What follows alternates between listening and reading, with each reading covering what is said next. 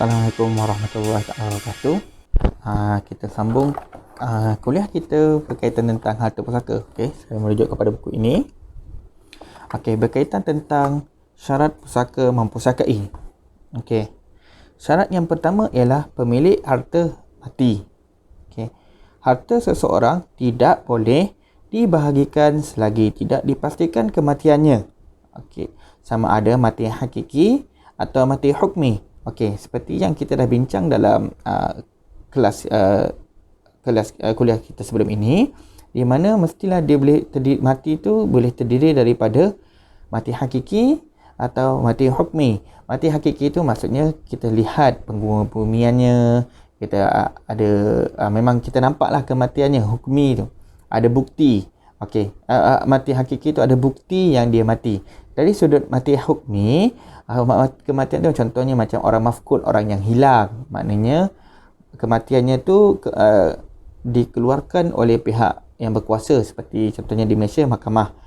Okey, penjelasannya, bagi seseorang yang disaksikan kematiannya, harta peninggalannya boleh dibahagikan kepada waris-waris. Maknanya dia, bila dah mati, terus boleh bagi kepada waris-waris. Okey, that's why sekarang ni sepatutnya bila berlaku je kematian, segerakan tuntutan harta pusaka tu. Ini jangan 2-3 tahun lepas tu barulah nak menguruskan harta pusaka. Boleh, tapi mungkin lepas tu ada yang dah meninggal, kemudian ataupun pada hari kematian saja semua waris berkumpul. Kalau nak tunggu hari raya pun boleh tentu semua balik. Hari kematian sahaja semua waris kumpul. Maknanya ketika itu juga kita boleh isi borang A untuk buat tuntutan pusaka, senarai waris dan senarai harta, masukkan sekali. Tapi itulah budaya masyarakat di Malaysia ni, disuka lambat-lambatkan. Bila dah lambat-lambatkan, jadilah harta pusaka tu dah makin banyak. Okey ya. Dah makin banyak waris, ramai waris, dah tak tertuntut kan.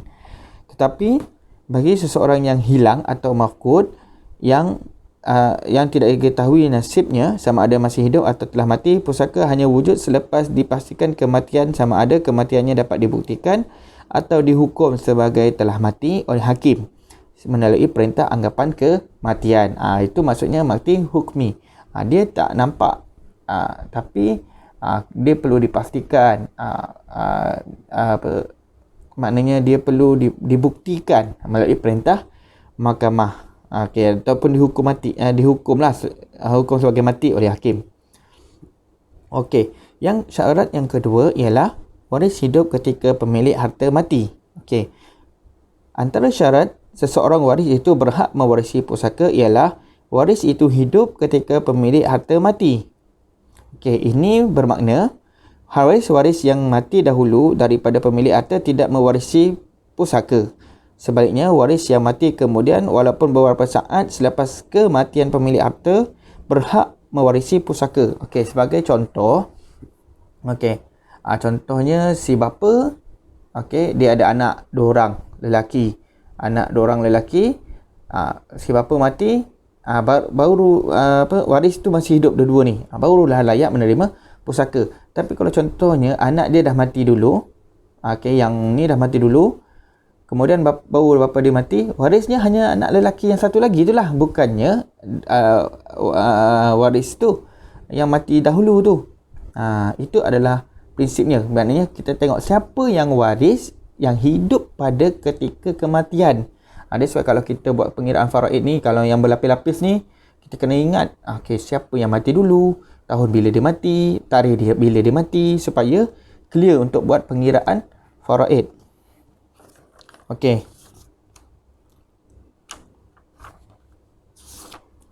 Seterusnya, kita pergi ke topik yang seterusnya, iaitu berkaitan tentang permasalahannya. Contohnya, saya bagi contoh ialah kematian bersama. Bagaimana kedudukan bagi kematian bersama? Contohnya macam kita naik kereta, tiba-tiba kena sapu dengan lori.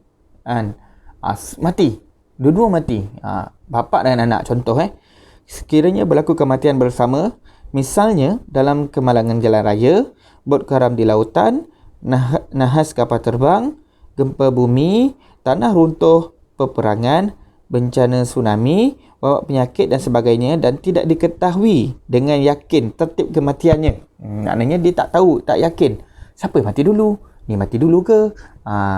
Bila macam itu, bagaimana cara dia? Macam kita dulu pernah ada tsunami melanda Malaysia, Indonesia, ada sedikit di Malaysia, di Penang, di Kedah. So ada yang mati. So bagaimana nak mewarisi harta pusakanya? Macam mana pengiraannya? Siapa yang mati dulu? Macam Do dengan Minah kan? Siapa? Do mati dulu ke Minah mati dulu? Okey.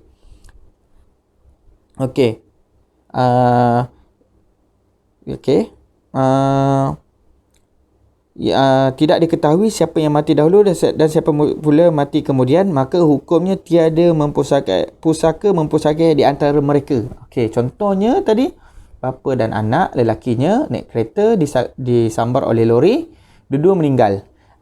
Bapa harta pusaka bapa dia tidak diwarisi oleh anak lelakinya. Anak lelakinya juga tidak mewarisi harta pusaka bapaknya sebab dia dianggap tidak saling pusaka mempusakai. Okey, clear. Kalau contohnya macam naik kapal terbang, tak tahu siapa mati dulu. So mereka tidak saling mempusakai. Ibarat dia tak adalah dalam pengiraan pusaka tu. Okey. Bagaimana pula status bagi anak dalam kandungan? Sebagaimana yang dikatakan sebelum ini bahawa antara syarat pusaka mempusakai ialah waris itu hendaklah hidup semasa pemilik harta mati. Anak di dalam kandungan juga boleh mewarisi dengan dua syarat. Anak dalam kandungan itu hendaklah dilahirkan hidup. Okey, yang kedua, anak dalam kandungan itu wujud di dalam perut ibunya semasa pemilik harta mati. Clear maknanya dia bila anak kandungan tu mestilah hidup ketika dilahirkan dan meninggal. Bila meninggal memang ada janin tu, anak dalam kandungan tu dah wujud dah. Okey.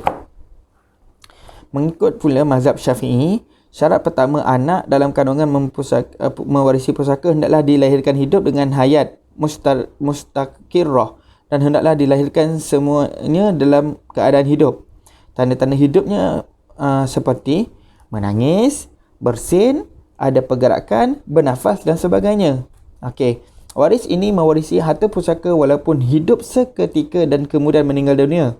Sekiranya dilahirkan mati, bayi tersebut tidak mewarisi. Okey, maknanya bila lahir saja dia dah keluar, dia nangis ataupun bernafas, kemudian dia meninggal, dia masih layak menerima pusaka. Okey.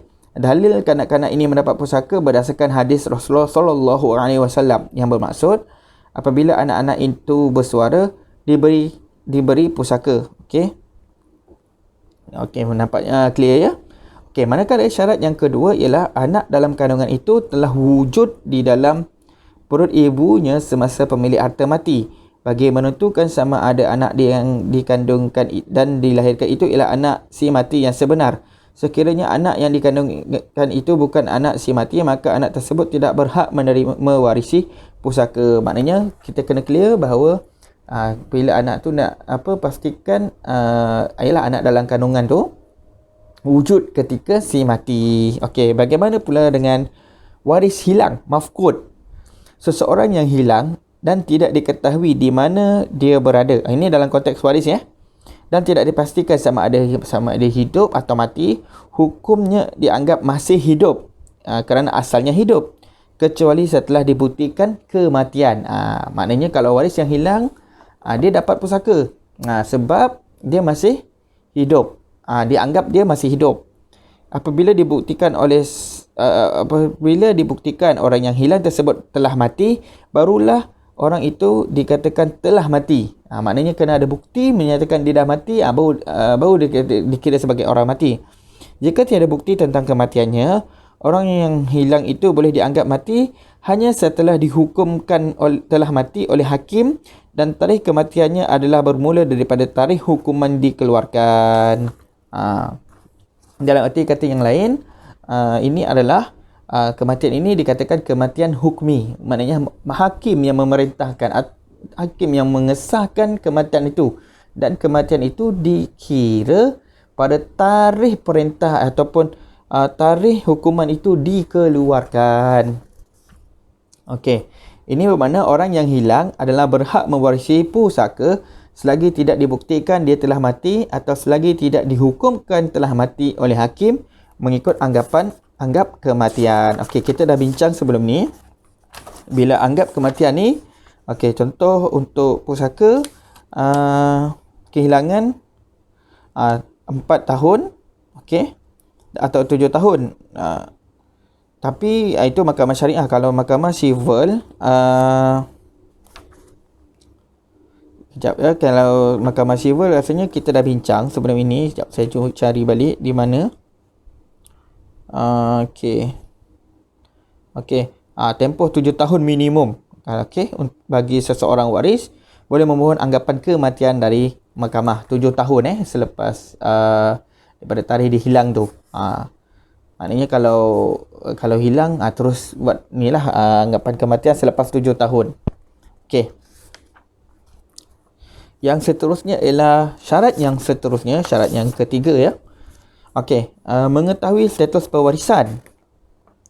Okey, seseorang yang mewarisi pusaka hendaklah diketahui status pewarisannya, sama ada mewarisi dengan sebab perkahwinan atau sebab keturunan. Okey.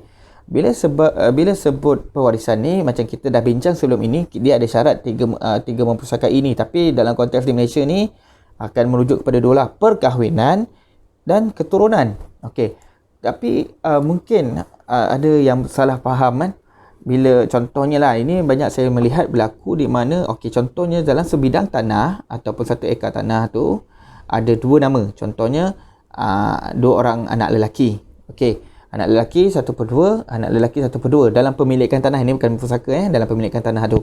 Anak lelaki 1 contohnya lah, saya bagi nama dia Karim. Anak lelaki kedua saya letak nama dia Ali. Okey. Apabila Karim meninggal dunia, okey, harta tu bukan jadi milik Ali sepenuhnya. Okey, dia kena melihat kepada waris-waris Karim. Contohnya, kalau saya bagi contoh, waris Karim dia dah berkahwin. Dia ada anak lelaki seorang. Nama dia Salim, contohlah Salim. Okey, bila dia anak lelaki tu berhak mendapat pusaka. Isteri dia Karimah dah mendapatkan isteri dia Karimah. Karimah pun layak menerima pusaka. Tapi kebanyakan kes di Malaysia saya melihatlah Ali berpandangan bahawa Karimah tu tak layak menerima pusaka disebabkan mereka tu seolah-olah orang luar. Tapi hakikatnya dari sudut hukum faraid, mereka layak mendapat pusaka tu disebabkan Karimah telah berkahwin dengan Karim. Manakala anaknya dia dapat disebabkan keturunan anaknya. Jangan Ali ambil semua balik dan dia kata itu harta dia sekali bersama dengan abang dia, contoh. Dia kata itu hak dia. Tak, dia kena melihat kepada waris. Kena berhati-hati ya. Jangan cerita makan pula harta orang lain. Sekiranya seseorang itu mewarisi dengan sebab perkahwinan, hendaklah diketahui status yang sebenar, sama ada bercerai mati atau bercerai hidup. Sekiranya bercerai hidup, hendaklah dipastikan status sama ada kematian berlaku ketika masih dalam iddah talak raj'i atau selepas iddah. Kepastian status ini merupakan syarat membolehkan seseorang itu mewarisi. Ini adalah konteks, contohnya kalau dia berkahwin, mungkin dalam sebulan, kemudian mereka berpisah. Dalam tempoh sebulan tiba-tiba suaminya meninggal dunia ataupun isterinya meninggal dunia. Adakah layak menerima pusaka? Okey. Sekiranya seseorang itu mewarisi, okey, kalau macam dia tak terangkan kat sini ya. Okey.